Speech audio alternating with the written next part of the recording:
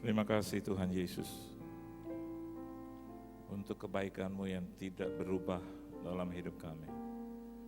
Terima kasih untuk pimpinan pembelaan Tuhan atas hidup kami, sepanjang hidup kami. Terima kasih untuk pemeliharaan Tuhan atas segala kecukupan dalam kebutuhan keperluan. Lebih dari itu kami juga akan menikmati sebagian dari perkataan firman-Mu. Berkata-kata Engkau Tuhan, kuasai ruangan ini serta ruangan hati kami yang terdalam. Di dalam nama Tuhan Yesus Kristus, kami sambut firman-Mu. Haleluya. Amin. Beri tepuk tangan dulu yang meriah buat Tuhan. Silakan saudara duduk. Shalom. Terima kasih buat Tuhan Yesus tentunya yang mengundang saya. Tuan rumah di tempat ini, gembala, sidang koordinator, dan juga seluruh jemaat Tuhan yang dikasihi Tuhan. Saudara bersuka cita, amin. Kita buka Alkitab kita di dalam satu kebenaran firman, yaitu di dalam Injil Yohanes. Injil Yohanes pasalnya yang ke-6. Yohanes pasalnya yang ke-6, ayatnya yang ke-66. Sekali lagi, Injil Yohanes pasalnya yang ke-6, ayat yang ke-66. Kalau saudara sudah mendapatkannya, mari kita akan baca bersama-sama saudara. 1, 2, dan 3. Mulai dari waktu itu, banyak murid-muridnya mengundurkan diri dan tidak lagi mengikut Dia.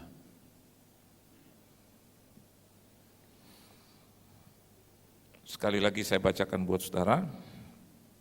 Mulai dari waktu itu, banyak murid-muridnya mengundurkan diri dan tidak lagi mengikuti Dia.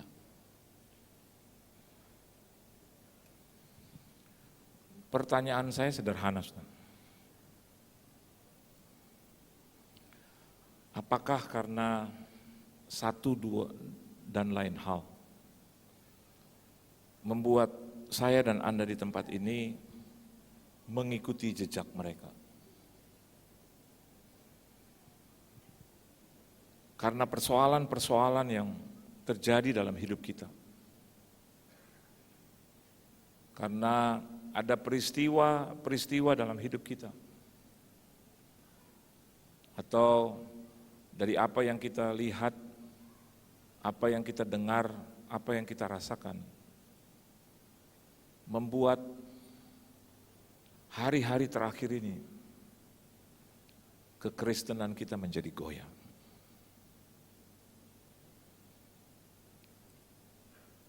Kalau kita mendengar ada 1 dan 2 orang atau beberapa orang yang namanya atau mengaku diri Kristen, mengundurkan diri, merubah iman kepercayaan mereka. Bagi saya, bukan sesuatu yang luar biasa. Kenapa demikian? Karena fenomena itu sudah terjadi dari zaman dulu. Alkitab katakan mereka begitu cepat mengundurkan diri. Kita tahu pelayanan Yesus di muka bumi yang dicatat dalam kebenaran firman 3,5 tahun.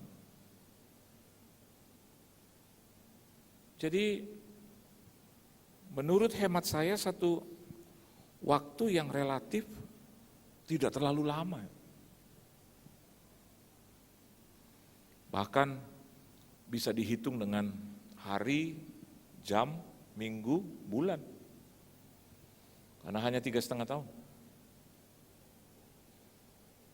Dan dari zaman dulu saja kita melihat ada begitu banyak orang yang rasanya rugi untuk ikut Yesus. Saya berhadapan di gereja Betani Sukomanunggal di tempat ini. saya melihat orang-orang yang tetap bertahan. Amin, saudara. Orang-orang yang tetap melanjutkan iman percaya mereka. Dalam hal apapun, mereka tetap mengikut Yesus. Dan mestinya memang harus begitu. Karena Alkitab katakan ketika dia datang kali yang kedua, dia hanya ingin menjumpai masih adakah iman di tengah-tengah kita. Masih adakah kepercayaan saya dan Anda di tempat ini. Lepas dengan persoalan-persoalan dunia yang di luar sana. Lepas dengan perkara-perkara yang seringkali mungkin menyulitkan kita dan membuat saya dan Anda di tempat ini rasanya sudah tidak kuat lagi. Beruntunglah bagi orang yang tetap setia dan tetap melakukan apa yang dikehendaki Tuhan sampai dia datang kali yang kedua. Karena orang-orang yang demikian yang beroleh mahkota kehidupan itu. Nah, inti khotbah saya adalah begini, saudara. Kenapa mereka mengundurkan diri? Apa? Kenapa mereka mengundurkan diri? Jadi kalau Anda di ruangan ini beserta dengan saya ada di situasi itu, maka firman ini baik buat kita. Bahkan kalau Anda lihat dari angkanya saja sudah cukup mengerikan. Yohanes pasalnya yang ke-6, ayatnya yang ke-66. Jadi 666. Antikris itu tidak datang dari luar, tapi dari dalam. Antikris itu adalah pribadi yang seperti Kristus, dalam artian mengenal Kristus. Tapi akhirnya dia begitu anti. Dan hari-hari ini kita melihat tanda-tanda itu sudah nampak. Dan baiklah kita semua di tempat ini tetap berjaga-jaga dan berdoa. Tetap mengikut Yesus sampai kapanpun. Anda dan saya akan menerima kemuliaan itu dari Tuhan. Saudara percaya? Amin. Nah, mari kita lihat alasan yang membuat mereka mundur dari Tuhan. Dan alasan yang saya temukan dalam kebenaran firman tidak kebetulan. Ada 6 juga. 6 alasan kekristenan itu mundur. Yang pertama, coba kita lihat di ayatnya yang ke-60. Alasan apa yang membuat mereka mundur? Ayo, baca sama-sama saudara. Ayat yang ke-60 dari Yohanes pasalnya yang ke-6. 1, 2, dan 3. Sesudah mendengar semuanya itu, banyak dari murid-murid Yesus yang berkata, perkataan ini keras. Terus, siapakah yang sanggup mendengarkannya? Jadi, Alkitab mengajar kepada kita, alasan mereka mengundurkan diri ternyata ada. Yang pertama adalah mereka berkata begini, perkataan ini keras. Perkataan siapa Pak, Bu? Halo? Perkataan siapa? Yesus. Yang kita kenal hari ini adalah firman. Amin. Jadi mereka mundur alasannya pertama ya karena firman.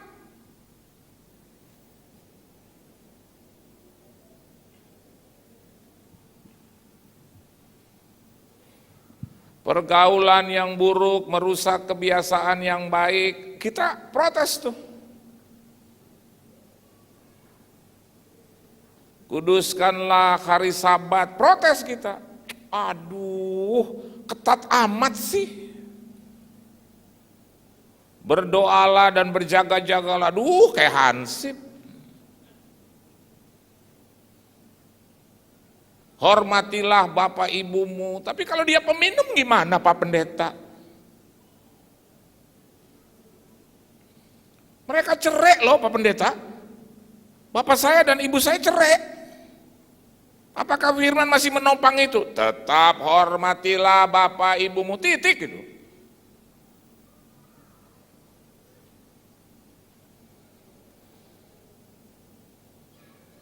Janganlah berzina. Habis gimana dong? Terpancing?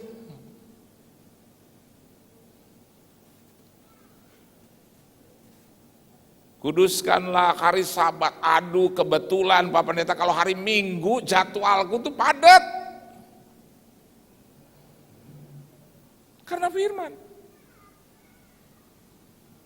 Jangan balas kejahatan dengan kejahatan. Wah, jadi Kristen goblok dong Pak Pendeta. Bodoh amat orang kalau dijahati terus nggak balas lagi. Ah, Yesus, Yesus lah, kita. Karena firman.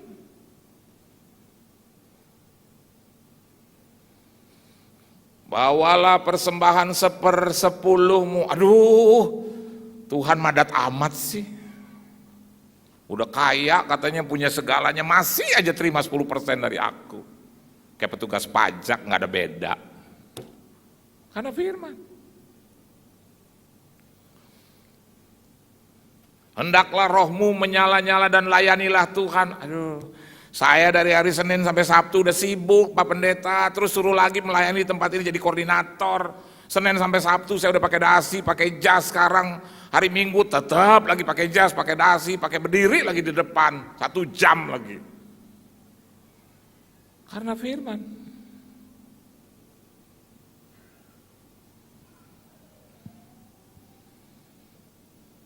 Seringkali banyak jemaat tersinggung karena firman.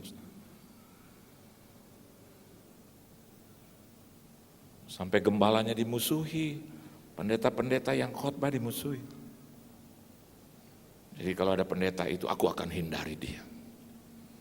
Ternyata ketika dia dengar pendeta lain, firmannya sama.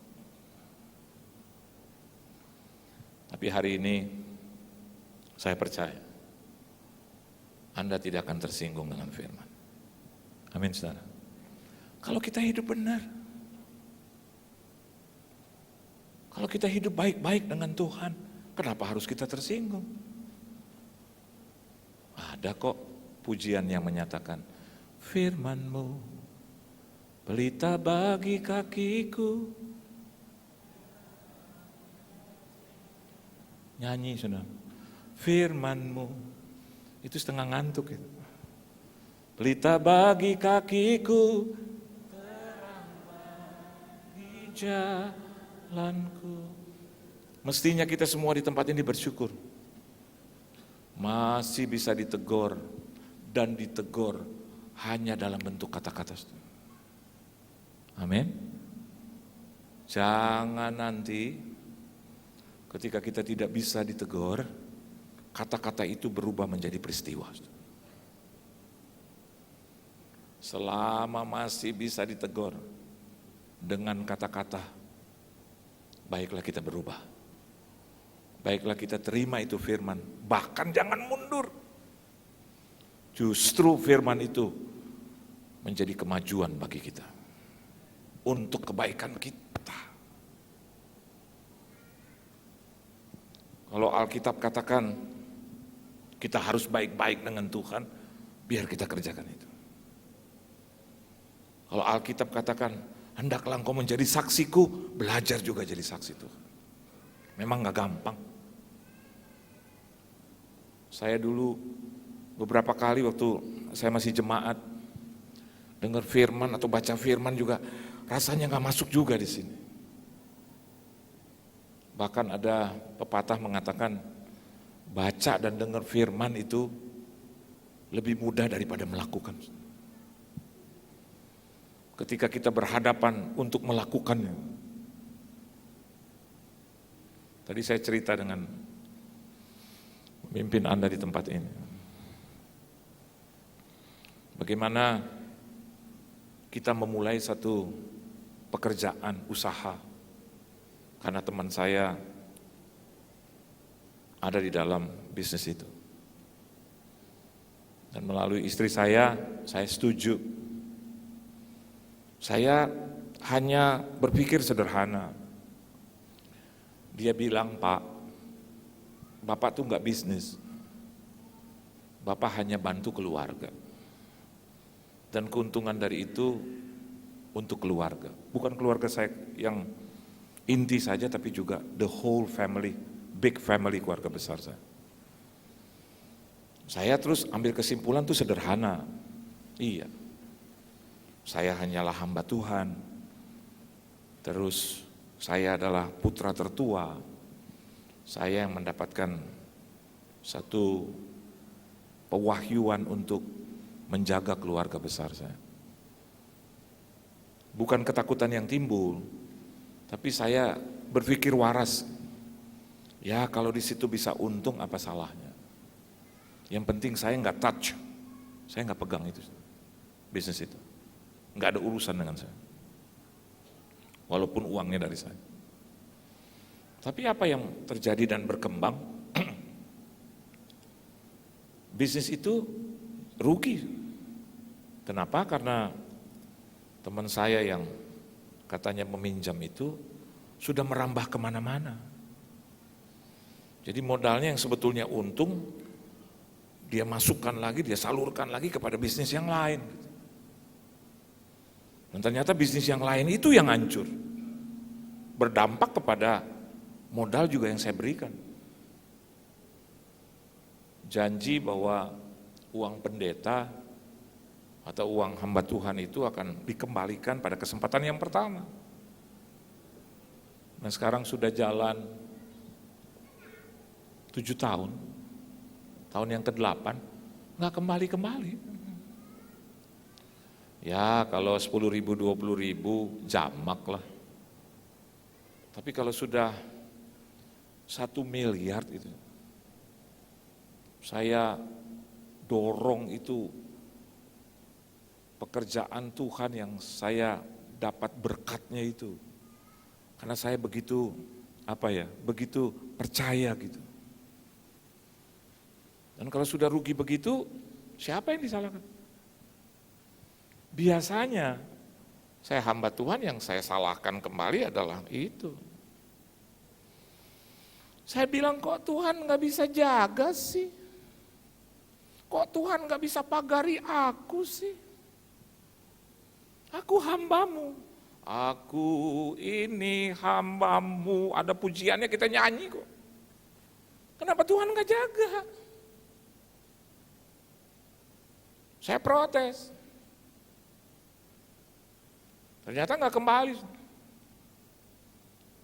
Daripada saya stres, saya ribut bahkan dengan orang itu, dampaknya juga luas. Pendeta kok ribut, hamba Tuhan kok punya kelakuan begitu, padahal kan ceritanya kan nggak begitu awalnya gitu loh. Ini kalau masuk juga ke ranah hukum bisa aja saudara, bukti kuat, setiap kali store ada perjanjian. Tapi di ujung ketika saya ada di dalam situasi yang tidak menguntungkan, saya ingat itu. Mama saya bilang sederhana, lupakan itu. Berjalan dengan Tuhan lagi sekarang.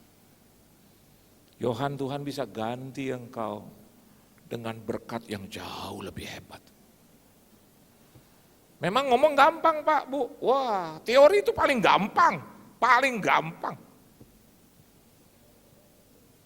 Bahkan saya mau katakan buat saudara, kalau ada hamba Tuhan juga memberikan Anda teori yang ribet-ribet, rasa-rasanya dia juga sulit untuk melakukan.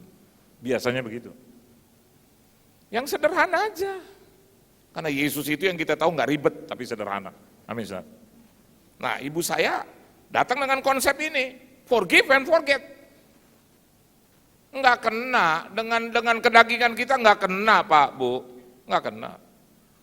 Saya mantan pengusaha, saya biasa berbisnis, enggak kena. Saya bilang, Mama bisa ngomong begitu, tapi aku yang rugi. Aku kumpul itu seperak demi seperak. Aku melayani Tuhan sampai ke kampung-kampung, ke daerah-daerah, diberkati oleh Tuhan. Aku taruh di situ karena aku percaya dia Kristen, hamba Tuhan gitu loh. Pelayanan. Mama saya bilang, for your own good. Untuk kepentinganmu, supaya kau nggak sakit, supaya kau nggak stres. Forgive, forget. Buka lembaran baru. Dan itu kan firman Yohana. Waktu mama saya bilang itu firman. Bahkan firmannya lebih hebat lagi, saudara. Kasihilah musuhmu. Waduh, capek deh kita. Bukan soal musuh kita nih, soal 1M ini. Aduh. Tapi setelah saya doa, ya melewati perjuangan, saya bisa belajar untuk, dan bukan kebetulan gitu. Saya bersyukur roh dalam hidup saya itu menguatkan saya. Dan saya bilang, oke, saya ikut Tuhan. Apapun alasannya. Apapun resikonya. Amin, saudara. Apapun resikonya. Ikut Tuhan. Ikut firman-Nya. Karena firman tidak pernah salah. Jangan pernah tersinggung dengan firman. Amin, saudara. Udah. Saya berlutut di kaki mama saya. Dan saya bilang, I follow God. Saya bilang sama istri saya, udah mah, dari pihakku, aku tidak akan mengungkit-ngungkit lagi. Bahkan aku tidak akan pernah telepon dia satu kali pun juga untuk bertanya tentang uang itu. Dan sampai hari ini memang tidak kembali dari dia. Tapi dari pemilik firman 10 kali lipat Tuhan berkati saya. Enggak 1, 2, 3, enggak. Dan khotbah saya ini saya juga berikan kepada salah satu jemaat yang menjadi sahabat saya. Dia datang di tempat ini. Dan dia bilang, saya terinspirasi dengan khotbah ini. Dia ada di tengah-tengah saudara. Saya tidak harus sebut siapa dia. Dan dia bilang, betul Pak, saya juga ditipu. Tapi puji Tuhan, saya ikuti saran firman. Dan Tuhan mengembalikannya, walaupun belum semua. Setelah bertahun-tahun saya lihat, berkat Tuhan tidak pernah berkurang. Tidak pernah Tuhan menggagalkan firman. Dan bahkan lepas dari masalah uang, kesehatanku dijaga Tuhan. Keluargaku dijaga Tuhan. Kebutuhan, keperluan keluarga saya dibela oleh Tuhan. Pelayananku dijagai dan diberkati oleh Tuhan. Dan ketika saya menilik 7-8 tahun yang lalu, saya tahu bahwa firman tidak boleh membuat kita kecewa. Tapi firman selalu membawa kita kepada keuntungan demi keuntungan. Itu yang pertama. Jadi jangan mundur karena firman. Amin, saudara? Ya. Yang kedua, coba Anda lihat di ayatnya yang ke 61. Baca sama-sama, saudara. 1, 2, dan 3. Yesus yang di dalam hatinya tahu bahwa murid-muridnya bersungut-sungut tentang hal itu berkata kepada mereka, adakah perkataan itu mengguncangkan imanmu? Saya ulang lagi. Alkitab katakan demikian. Yesus yang di dalam hatinya tahu bahwa murid-muridnya bersungut-sungut tentang hal itu.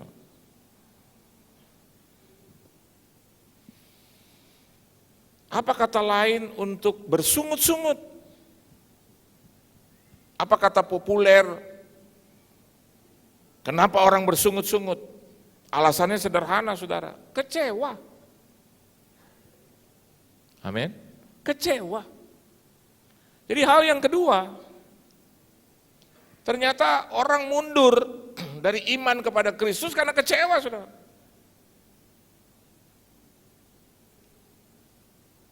Kecewa tidak mendapatkan posisi, kecewa bahwa ternyata janjinya tinggal janji sampai hari ini belum digenapi. Kecewa terhadap Tuhan, kecewa terhadap istri, kecewa kepada suami. Coba renungkan baik-baik ini. Hal yang kedua, akhirnya jadi persungutan. Datang beribadah, dengar janji Tuhan, bahwa kita tidak akan pernah ditinggalkan, tapi pada kehidupan sehari-hari kok sepertinya ditinggalkan, jadi kecewa. Melayani Tuhan bukan Anda sendirian di gereja ini, kan gitu. Ada orang-orang yang lain. Terus lihat kehidupan orang tersebut yang katanya dalam Tuhan, tapi dalam kehidupan sehari-hari enggak sesuai. Jadi kecewa kita. Orang lain yang mengecewakan kita, Tuhan yang kita bawa-bawa, Saudara. Padahal Tuhan berkata kepada kita, kenapa harus aku yang kau bawa-bawa? Sebetulnya kan orang yang mengecewakan. Kenapa saya katakan dibawa-bawa? Akhirnya nggak ke gereja lagi. Kecewa, gereja ngomong tentang berkat, berkat, berkat terus, sedangkan hidupnya tidak diberkati. Kecewa, nggak bisa bayar hutang, kecewa. Kecewa ternyata apa yang terjadi di dalam kehidupannya tidak sesuai juga dengan apa yang menjadi janji Tuhan. Dan ternyata di gereja banyak orang yang kecewa. Kalau tidak, saya yakin dan percaya kekristenan hanya mengenal satu organisasi. Betul apa betul? Dari satu organisasi pecah dari organisasi yang lain, bikin yang baru, pecah lagi, terus pecah. Nanti kalau ditanya kenapa Pak pecah, oh ini untuk pelebaran sayap, sayapnya patah. Kecewa dengan cowoknya karena cowoknya pemain gitar di gereja, terus putus. Apa hubungannya dengan Tuhan? Kan nggak ada, Saudara. Dia main gitar, Anda jemaat. Kalau memang cinta tidak tersambung lagi, ya udah kan gitu. Kenapa harus keluar dari gereja? Kecewa ternyata suara kita nggak diakui. Karena suara kita sumbang lah. Dul sumbang aja nggak kecewa. Nah, ada banyak kekecewaan demi kekecewaan yang membuat orang mundur. Hari ini biarlah firman Tuhan meneguhkan kita. Manusia memang bisa mengecewakan kita, tapi Tuhan tidak pernah mengecewakan kita. Udah. Istri saya kalau lihat saya juga pasti kita udah cerai kapan tahu. Saya kalau lihat adat dia juga pasti juga cerai kapan tahu. Namanya pernikahan, perkawinan, ada aja kan, kekecewaan ada. Yang sederhana aja. Satu saat final Piala Dunia 2014. Semifinalnya, saya bilang sama istri saya, "Mah, bangunin aku nih karena timku, kesayanganku main." Mainnya kan jam 2 itu Saudara, 1.45. "Mah, bangunin ya." "Iya." Mau tidur dia, saya bilang, "Ma jangan lupa bangunin ya aku ya." Gitu saya habis gosok gigi, matiin lampu, "Ma jangan lupa ya." "Iya." "Masa iya sih? Pakai alarm ya Ma." "Ya udah nggak usah." Udah, tidur. Bangun jam 6 liwat itu pertandingan. Kalau Anda tanya kecewa nggak? Kecewa. Aduh, lihat dia seperti saya lihat tim saya ada di mukanya gitu. Begitu bangun, orang pertama yang saya cari tahu nggak? "Ma, ini jam berapa?" Dia bilang jam 6, "Kamu nggak bisa lihat jam." "Tapi Ma, tadi malam 1.45 kenapa lu nggak bangunin gue?" Jawabannya sederhana aja, tanpa mengecewakan. "Emang kenapa sih? Emang bola ngurusin lo, gue yang ngurusin lo." Aduh, Tuhan. Terus kalau tim kesayanganmu menang, terus kau mau kawin sama dia gitu? Terus ketemu kan teman-teman, biasalah pendeta-pendeta juga banyak yang suka bola, teman-teman juga. Terus bagus ya kemarin Pak, itu gol Pak, aduh hebat saya.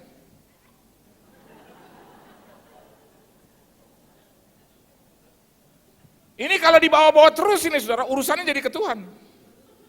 Iya dong? Kenapa engkau memberikan aku seorang istri yang gak suka bola? Gitu. Ayo. Mama saya bagi saya adalah orang yang paling sempurna, yang paling saya temui di muka bumi, tapi tetap bisa mengecewakan. Ulang tahun dia saya belikan, begitu saya diberkati gitu. Saya bilang sama mama saya, pokoknya kalau aku diberkati orang yang pertama yang harus terima berkat mama. Mama bilang gak usah. Oh, satu saat saya diberkati, saya belikan dia kalung tebel emas. Saya yang pakein. Dia bilang terima kasih Yohan. Beberapa bulan kemudian lagi ada pesta, dia pakai itu kalung. Terus kakak saya terus bilang, kalungnya bagus ya. Terus dia bilang, oh iya dong, adik kamu yang belikan. Saya lagi ambil makanan. Yang mana siapa makan? Adik dari kakak saya kan ada 6, kita bertujuh. Dia tunjuk adik saya yang perempuan. Itu, gitu. Saya lagi pegang piring itu. Kalau nggak kuat-kuat pecah itu saudara. Saya liatin mama saya, terus dia ngomong begini sama saya, kamu kapan mau beliin mama? Ya ampun, waduh. Terus adik saya yang laki tahu saya yang beliin, dan semua, the whole family tahu saya yang beliin. Terus, mama bukannya dia yang beliin? Enggak, yang perempuan. Terus dia lihat saya, dia pegang pipi saya, ayo kapan mau beliin mama? Aduh, ini layak disedot darahnya saudara. Tapi saya bilang begini sama mama saya, iya ya, nanti ya, nanti. Cuman ada ujungnya, beli lagi ya, nanti. Terus dia, beli lagi. Emang ini siapa yang beli? Menurut mama siapa? Terus dia liatin saya ingat mama sih adik kamu ya. Ya udah kalau ingatnya begitu ya udah. Ya. Berarti ingatan terhadapku dihapus semua itu ya. Minggu depan dia bisa datang kepada saya terus bilang, mama minta maaf ya Yohan. Tadi malam mama mimpi, ternyata betul kamu ya. Iya dari dulu juga gue mah gitu. Coba. Kalau kita kecewa, aduh itu mulut jadi keluar itu saudara yang aneh-aneh. Mama nggak tahu diri, orang tua nggak tahu diri. Dari dulu juga saya yang beliin, saya yang membiayai. Nggak usah. Karena dalam hidup kita bukan itu yang kita kejar. Kekecewaan biasa saudara, tapi nggak usah dipelihara sehingga membuat kita mundur dari Tuhan. Yang ketiga. Coba Anda lihat ayat 62, ini berurutan, 60, 61, 62, ayo baca sama-sama saudara, ayat 62, 1, 2, dan 3, dan bagaimanakah jikalau kamu melihat anak manusia naik ke tempat di mana ia sebelumnya berada. Jadi Yesus ini bicara tentang kenyataan, tentang kebenaran, about the reality, about the truth, about the fact. Hal yang ketiga, kenapa mereka mundur dari Tuhan? Karena kenyataan. Percayalah saudara, kita mau mundur dari Tuhan, kita lihat kenyataannya begitu loh. Tidak sesuai dengan apa yang kita harapkan, kebenarannya begitu loh. Yang kita tahu bahwa semestinya kita ditolong Tuhan, ketika kita hidup dalam kebenaran, ketika kita hidup dalam kekudusan, apa yang Anda dapat seringkali? Ketika Anda hidup dalam kebaikan, Kenyataan hari-hari yang Anda lihat itu. Kadang jadi dimusuhi. Kadang jadi difitnah. Kadang diputerbalikan itu. Kadang kita udah hidup kudus, kita lihat kok rasanya berkatnya tidak hadir dalam hidup kita. Terus kita berandai, mestinya kan aku yang diberkati. Kenapa aku lihat ada orang-orang yang gak kudus, yang gak benar kok hidupnya diberkati? Banyak pertanyaan-pertanyaan begitu. Saudara. Kalau saya ditanyakan begitu, saya akan bilang, waktunya belum tiba. Hidup ini masih berjalan. Saudara. Setuju, saudara? Kita nggak usah berandai-andai, tetap kita kerjakan rasa takut kita, rasa mengasihi kita kepada Tuhan. Nanti biar Dia yang berikan waktunya. Karena orang benar tidak akan pernah ditinggalkan oleh Tuhan. Belajar itu. Anak-anak muda di tempat ini, belajar. Kok hidup benar, hidup kudus, kok jodoh jadi jauh? Halo? Tapi kenapa kalau hidup urakan terus jodoh jadi dekat? Banyak di Jakarta begitu. Kalau dia ke gereja terus jodohnya nggak ada. Kenyataannya kan gitu. Dia lihat yang datang ke gereja begini lagi. Nggak sesuai dengan apa yang dia harapkan. Tapi kalau dia ke disco, yang datang orang-orang keren.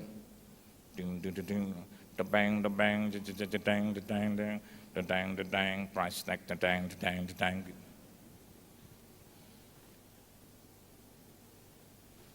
Coba Anda datang ke karaoke, coba Anda datang ke disco, ke klub, orang-orang keren, ya kan? Belum kenal aja udah bergerak terus itu badan. Coba Anda datang ke gereja, ya coba, yang datang, jalannya lurus.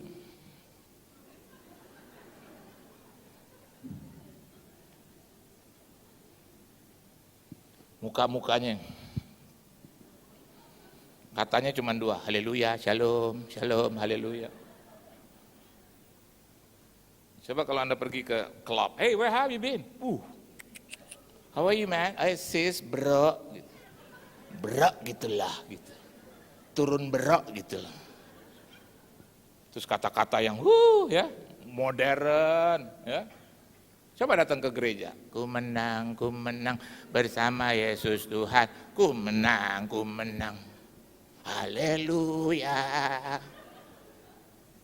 Tibakanlah panjinya, Yesus Raja, segala raja.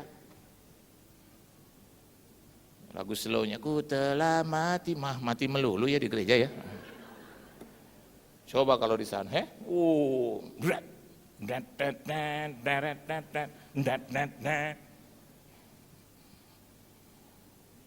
karena kenyataan. Kau orang Kristen nyatanya kau diberkati nggak? Enggak. Kenapa kau ikut Yesus terus? Saya suka bilang sama teman-teman saya, hidup belum berakhir. Jangan nilai hari ini, hidup belum berakhir, saudara. Saya pernah ceritakan di Betani, di Nginden, di Manyar. Teman saya tuh bengkok, perempuan. Dia punya mulut mencong. Itu jauh dari jodoh. Tapi ada pemuda ganteng 3-6 bulan kemudian datang ke gereja kita. Itu teman-teman yang wanita belum diperkenalkan sudah memperkenalkan diri dulu. Halo. Dan tidak sampai 1 tahun ternyata yang dipilih wanita yang begini. Coba, kan gak sesuai dengan harapan itu. Kenyataannya gak sesuai dengan harapan bagi yang lain gitu loh. Kenapa mencong yang dipilih, kenapa yang gak lurus? Nyata Tuhan tuh punya jalan sendiri. Dia selalu punya cara untuk menolongku. Ternyata wanita ini hanya guru sekolah minggu. Shalom adik-adik, shalom. Shalom. Saya dulu kan belum bertobat. Cuman gereja tapi belum bertobat. Saya suka bilang ini, kenapa lu nggak bolak-balik sih itu mulut, shalom gitu. Dia nggak pegel tuh begitu tuh, shalom gitu. Dulu nih, ini dosa nih. Jadi waktu dia pilih, itu pria ganteng tinggi 185, 184, punya perusahaan, ternyata pilih wanita ini kan geger dunia persilatan, saudara. Wah, itu gosip di gereja tuh. Ada yang bilang, ini main apa? Pasti main ini. Terus ada yang lebih sadis, main ini juga. Gini. Apa susahnya orang gereja tuh, waduh sadis. Ini pasti main duit. Kalau nggak main duit pasti main dukun, dia main dukun. Honeymoon ke luar negeri, ke Eropa. Woi, 12 negara Eropa. Oh, kita makin ngomongin biar kedinginan dia di situ. Biar beku itu nggak balik lagi gitu. Jahatnya tuh orang Kristen kita nih. Saya nih yang jahat juga nih. Tapi saya udah minta ampun sama Tuhan. Waktu dia datang lagi, dia datang ke gereja kita. Suruh bersaksi dong, iya dong. Terus yang pria bilang, mama aja bersaksi. Mama. Kita bilang, emak kali mama. Naik ini wanita. Tapi begitu dia naik, itu mungkin karena 3 bulan kali saudara. Saya lihat, enggak kelihatan. Apa karena memang kena es salju, saya enggak tahu. Sekarang sih saya tahu, itu muka kemuliaan. Dan dia bersaksi, saudara. Terus kita di belakang nih, biasa bukan karena Anda di belakang, bukan. Yang di belakang jangan tersinggung gitu. Saya dulu duduk belakang, terus gosip dari belakang. Ini nggak usah pura-pura, nih nggak usah pura nangis lah, urapan. Udah ngomong yang kebenaran. Gitu. Terus dia, mungkin saudara tahu ya bahwa saya cacat. Kita emang cacat. Saya juga tahu banyak orang di sini yang ceritakan saya kenapa suami saya pilih saya. Kita nggak, iya tuh itu yang kita mau cari. Kenapa itu? Karena ini apa karena ini kita nggak tahu. Saudara, saya mau beritahu buat saudara, waktu suami saya lamar saya udah bilang bahwa saya tuh cacat, saya punya kekurangan. Terus kita kor lagi, suaminya yang brengsek, gitu. Pakai pilih dia. Gitu. Ternyata saudara, kita semua di ruangan ini harus juga mengakui semuanya punya kekurangan. Nah kita diam di sini. Iya loh, kita punya kekurangan. Suami saya juga. Dia mau masuk dulu saudara di universitas terkenal di Indonesia, dia nggak bisa masuk karena dia punya kekurangan di mata, saudara.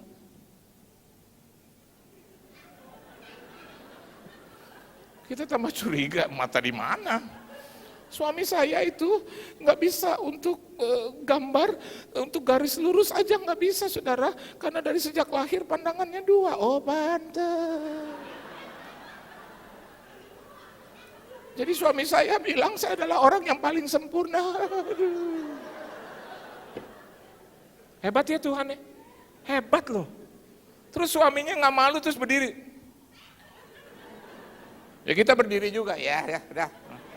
Selesai sudah, kita sudah puas dengan jawaban. If you were her, kalau Anda jadi dia, pasti kan punya handicap itu. Iya dong. Yang sempurna aja belum kawin, apalagi yang ini ngantri loh urusan nomor 74. Enak aja nomor 1, betul nggak? Dia bisa menyelinap jadi nomor 1, saudara. Dapatnya keren lagi. Kenapa? Dia ikut kebenaran, dia percaya sama Tuhan, dia nggak mundur dari Tuhan, dia layani Tuhan. Akhirnya dapat yang terbaik. Jadi kalau Anda mundur jangan karena kenyataan. Kenyataan memang kadang gak sesuai dengan kebenaran, saudara. Anda harus berdiri dan pegang kebenaran Tuhan, itu yang benar. Dan 2 yang terakhir, saya tutup.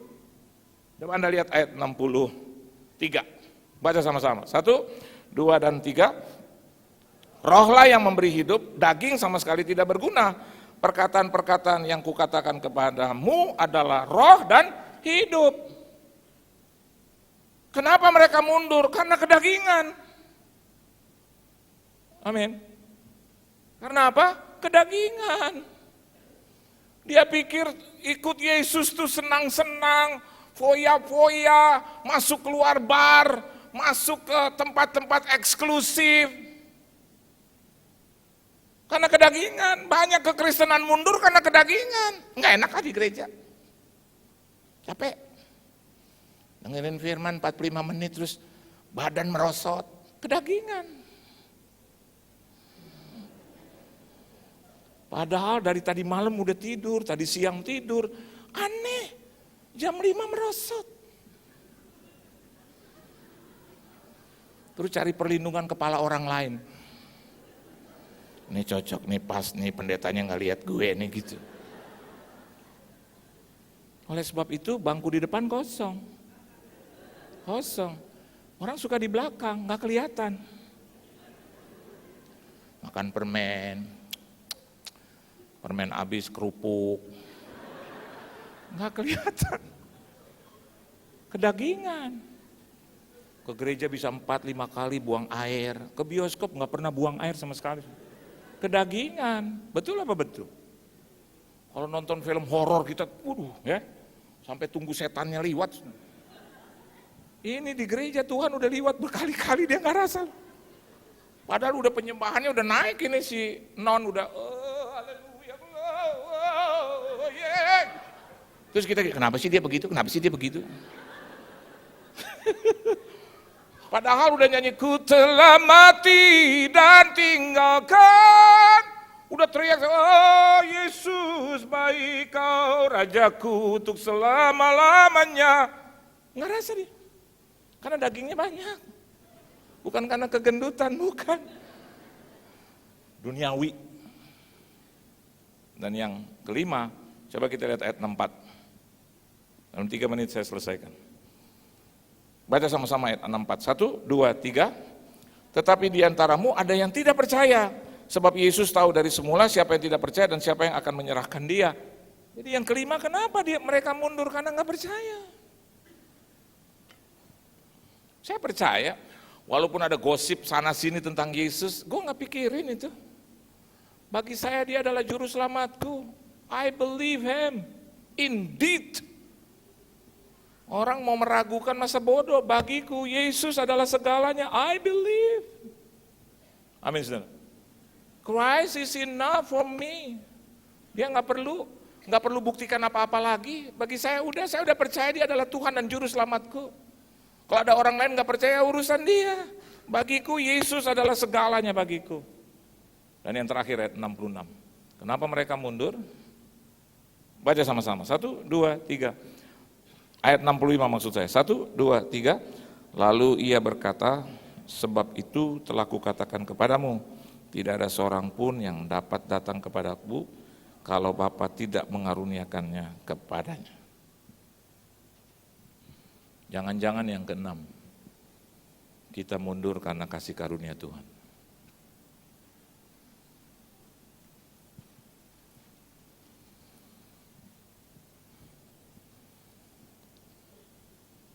Supaya yang percaya kepadanya tidak binasa, melainkan beroleh hidup yang kekal.